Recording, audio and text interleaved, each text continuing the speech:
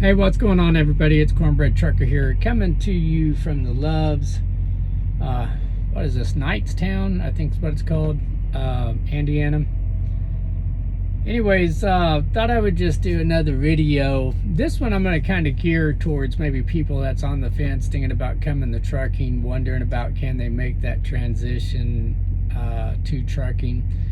And one of the things I kind of want to discuss about that is it easier to do it now, say, versus somebody 20-25 years ago? And that answer is yes.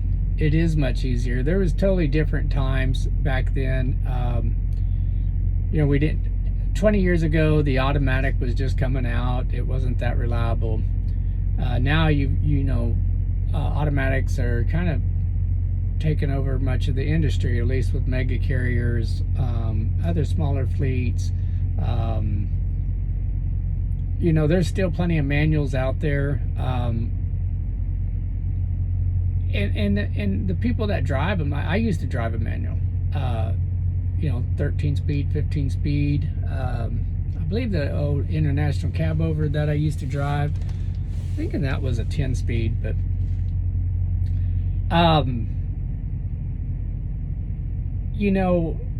automatics have made it easier for people just to get into the trucking industry. The other thing is, with the automatic, I think the Jake brake works better on descents, and a lot of that is because the computer finding that right gear for the speed. You're just concerned more about what the speed is going down. You should be paying attention to the gears, what gear it's in, and so on and so forth. Sometimes you still have to drop a gear so that you can control that descent, but the computer does a lot of the, you slow it down to where you need to be, and then the computer can downshift and kind of get the RPMs matched with the gear, and and help you on your descent. Now, that being said, does not mean that the driver doesn't have to do anything. You do, and you do need to pay attention to what gear you're in and where your RPMs are at. But back in the old days, and still even with manual trucks, though those have probably gotten, I haven't driven a manual since I came back, but those have probably improved too. But you need to know for the speed you're in what gear you need to be in. The computer's not going to do it for you. You got to do it. But because of those things, it is, I feel that these are a lot safer on descent, especially when you get people that's not as experienced with going up and down mountains. So that has made it easier for people to come into the trucking industry. Honestly, I use a GPS quite a bit now. The GPS has made things a lot easier. In the old days, I used to keep a little notepad, one of them little spiral pocket notepads in my pocket, and I would have to go in and find a payphone. Sometimes it was in the truck stop, in the diners. I can go sit down and order a meal, and there's a phone on the wall right there. And then sometimes you'd have to just go to the payphone that was maybe outside of the restaurant there, but in the truck stop, or maybe one outside, and you call your dispatcher, or you may, once you get your load information, if they had the directions to your O1, well, I say O1 because it's a prime, but into your shipper, directions maybe into your receiver. Sometimes you would have to even call the shippers and receivers and get directions into the place.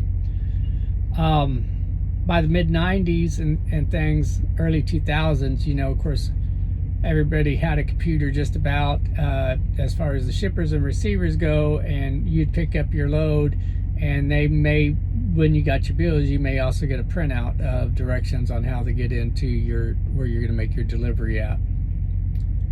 So that is, the GPS has kind of made things a lot easier there, but with the GPS, you can trust but verify, because sometimes it's not the directions aren't right, or it could put you in the middle of a field. I think most people have experienced that with the GPS. Now, I particularly use kind of a GPS that's geared more towards trucking. It looks for truck routes, weight restrictions on bridges, low bridges, length, so the length of your truck. There are certain routes that you can't haul something the length of your truck. So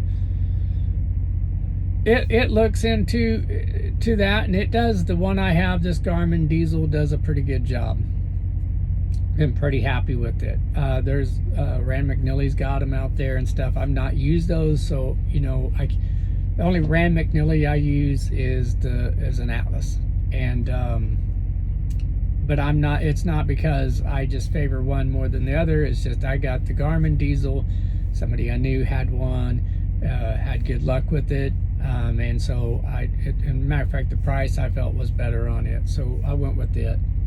It works pretty good. I still will use Google Maps, use the satellite to kind of find wherever my shipper and receiver's at. If I've never been there, I'll kind of take a look at that satellite view of that. In Prime's app, we get a little map sometimes where it pins. It's not quite where you're delivering to, so I'll look at it again on Google Maps and maybe go to Street View and take a look at things. But the GPS has been it's just a big help in that, and so that makes it easier for people coming into this industry, because you don't know where everything's at across the country. It makes it easier to get to those, just a little less stress there. The other thing about this that makes things easier for people coming into the trucking industry now versus 20 plus years ago, is just the fact that we've got smartphones. When I was driving back in the early 2000s, we had cell phones, but the coverage areas wasn't as good, and the cost of your plan was pretty, could be expensive depending on, you didn't have a wide variety of plans like you have now, and you didn't have data. So the ability to be able to make a phone call from your truck, being able to do video chats and see family members, friends, that's a big help in and of itself. The other thing is, the fact that you can stream. You can get almost like regular cable networks in your truck, just using your data plan off your smartphone. You could even plug the smart TV into using a cable into your phone or into, say, an iPad, and and watch just some regular TV. Of course, you got streaming services, and you search the web, get on Yahoo or YouTube. Gaming, a lot of people like to, that are kind of into their gaming. They've got their Xbox and whatnot in here. There's so much connectivity now that you can do from your truck that we didn't have back in even the early 2000s and beyond that, going back to the 80s. I remember, as a kid, riding with my dad or a young teenager, there really wasn't much to do. So, which I set up a lot with him. But I was young. I would get back in the bunk and go to sleep. So you slept, or you just got mentally creative. But so life is a lot easier on the road now versus what it was 20, 30 years ago, and making that transition from not being a truck driver to being a truck driver is much easier because we have these things. Now, you still have to get used to being away from family, not being with them every day. That's still still part of the difficulties of being a truck driver. But you know, some people handle it better than others, and some people don't know whether they can handle it or not until they get out here and do it. And many people are surprised to find out that it works out really well for them. Other people, it's not as easy, and but you won't know until you get out here and you make that shift and get out here and give it a shot. I think support from companies is better than what it used to be, and a lot of that has to do with regulations and things that they're reliable for. And I don't know, I think in general the trucking industry had changed so much. You know, it gets to a point where, you know, they just didn't have enough drivers, and it's been that way for a while. And in order to keep drivers, you know, they had to be willing to, you know, get drivers home more often and become more acceptable of that. And so I think the industry has just changed a lot, even in the last 20 years, as far as that's concerned. And you know, they're still in the business to make money, but I do think that people in general have a better idea and understanding that, you know, a person needs to get home. They need to have that time. And so they try to find that from one company to the next, kind of what works for them, as that how much home time you can have. I will say, as a lease operator,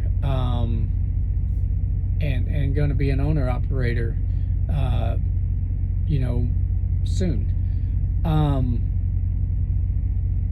I find that you know, being able to have my own business allows me to be able to go home more when I want to, and as long as I can afford to make payments, I can stay home as long as I want.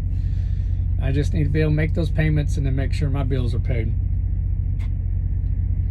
So kind of mentioning that, you know, let's say, for instance, you realize that you can make that transition in the trucking, that it's not really all that difficult to do, and then you got to kind of wonder, you know, about the money. Well, here's the thing, and this is not for everybody. Some people make really good money at home, but you know, I lived paycheck to paycheck for, well, basically the 20 years since I quit driving. You know, and it just seemed like every year, even though I was making more money every year, it seemed like I was still further and further behind, and that's because everything else was more expensive, and my wages wasn't keeping up with the cost of living. And so every year I was becoming more poor, and even though I was getting a raise every year, as a matter of fact, when I was in aircraft, I was getting a quarter every I think it was every quarter, every 3 months. So that was $1 a year, and the next year I was worse off than I was the year before. And my bills, you know, nothing really changed in my bills except things just got more expensive, food more expensive, everything just keeps going up. So coming in the trucking again has really, you know, given me an opportunity to not live paycheck to paycheck. I set money back. I set money back for rainy days too. That's something that, you know, as a lease operator, owner operator, you're definitely going to need to do, and that's got to be kind of the first priority when you get in here and you start making that money. And you can't just go out and buy you a brand new truck and get you a brand new Harley Davidson and buy a house and all that. You can do those things, but then if something goes wrong, if the economy, you know, crashes, or you have breakdowns or whatever, and you're in the shop for a month, 2 months, you know, you can start hurting financially real quick. Things are expensive in the trucking industry, and you've got to be able to get some money put back. If you don't have it put back before you get a truck, you're going to have to get it put away pretty quick. So that, you know, that needs to be a top priority, or at least go company, and that's going to be, you know, again, could be life-changing money for somebody. And go company, and again, put some money back if you plan on going to become a lease operator or owner operator, in general, you want to put some money back for a rainy day, because even being a company driver, if you're getting paid by the mile, you know, there's times you're not going to get the same miles every week. There's going to be times where things are tough, or there's breakdowns, so on and so forth. You're going to want to take, you know, put some money back, because most of the time you don't get vacation pay. If the truck's not rolling, you're not, you know, if the wheels aren't turning, you're not earning.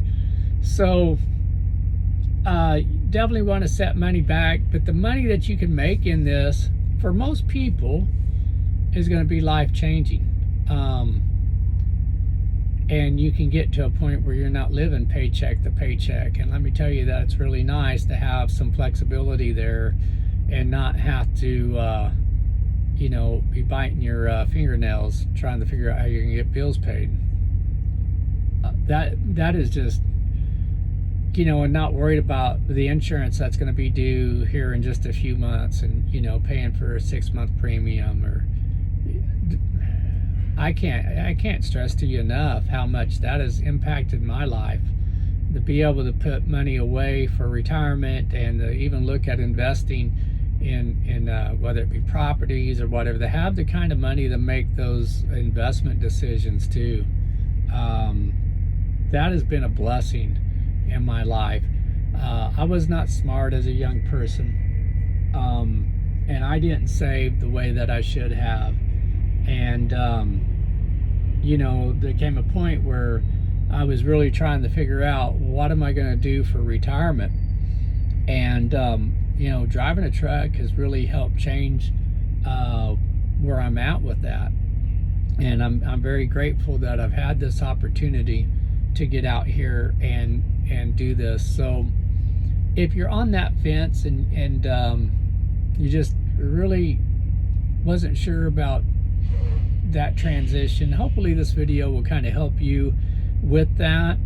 And I offer this to everybody. Of course, I always encourage people to comment on any videos that I do, whether I agree with something or whatever. I always encourage people to do that. Well, I also encourage people that is thinking about getting into this industry to feel free to message me, ask me questions. You can message me from the video, or in the description I have my contact information on there. I also have contact information for a recruiter. I think, you know, when you get into this, you know, you're going to decide which company to go to. You know, I kind of mentioned about company support. If you're brand new to this industry, I do believe that Prime is probably one of the best with that and giving you support. Now, some people, you know, they don't want their hands held as much. And I think maybe that first year of getting into this industry, that's not a bad thing, you know, to have the kind of structure that Prime has. And it's not that they're holding your hand, but they have a lot of structure and support there for you.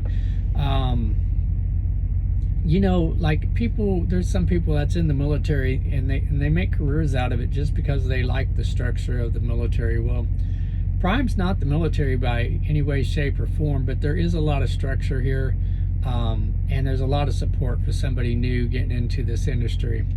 I think sometimes people don't realize all the different things that impact this industry, impact your truck, keeping your truck running, just the different obstacles, especially when you're traveling, trying to find places to take your truck to, or how to get some service on the side of the road. There's a lot of things that, like I said, that new people coming in this industry don't really know about. And taking some time and working with a company like this, where they've got some structure there to kind of assist you and make it easier for you to get back up and running, get back on the road, it really can pay big dividends while you kind of learn the industry, the ins and the outs. So if you are new, you know, I recommend Prime. I'm not telling anybody you'd have to go with Prime, and of course you're smart enough to make those decisions for yourself. But if you do choose to come to Prime, along with that, in that description, I also have my driver code. if you like to, feel free to use my driver code. And if you do use my driver code when you speak to the recruiter, be sure and let me know that you gave that recruiter my driver code. That one lets me know that you used it, and whenever you have, once you're kind of out and driving, if you have problems, and it doesn't have to just be driving, it could be in your preparation to come to Prime for orientation. What is that going to be like? Which I'm probably going to do a video on that too. Maybe while you're at orientation, maybe you have some questions whenever you're not busy doing computer-based training and just being in classes and things of that nature. You're gonna, when you get, Prime, of course, doing your PSD and TNT, you'll have a trainer. Maybe it will be me, maybe it not.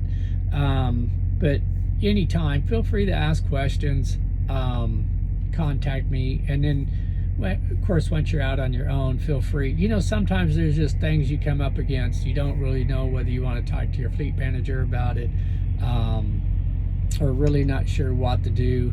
Sometimes, it's good to just reach out to another driver that would be glad to, happy to assist and maybe give you some information or kind of help you work through a situation. Sometimes it's just having somebody to talk to. Sometimes it can be a little overwhelming as you're making these adjustments to being over the road. So I have no issues with that. I'm always glad to help anybody getting into this industry. I will tell you, and it's like the same reason why I do training, is I enjoy seeing people. I like it when a person comes in and they're just hungry, like their situation hasn't been good and they really need to make some life-changing money. And it's always rewarding to me to be able to help them get their foot in the door and get that training out of the way so that they can get onto their own truck and start making some money that changes their lives.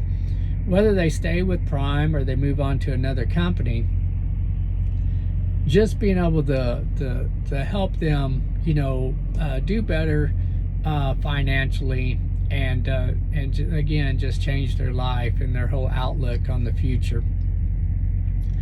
So again, if you do feel you want to make that step to Prime, like I said, I have some recruiter information. I'm free to be contacted, and I've got my driver code on there. I hope that this video helps, and I'm going to go ahead and jump off of here. It's starting to get dark. I'm going to run in, and I got to do a couple things, and then I'm coming back and going to lay down, watch a little TV, and get some sleep. You guys have a great one. I hope everybody that's out there on the road stay safe. Just stay safe in general. And we'll catch you guys on another one.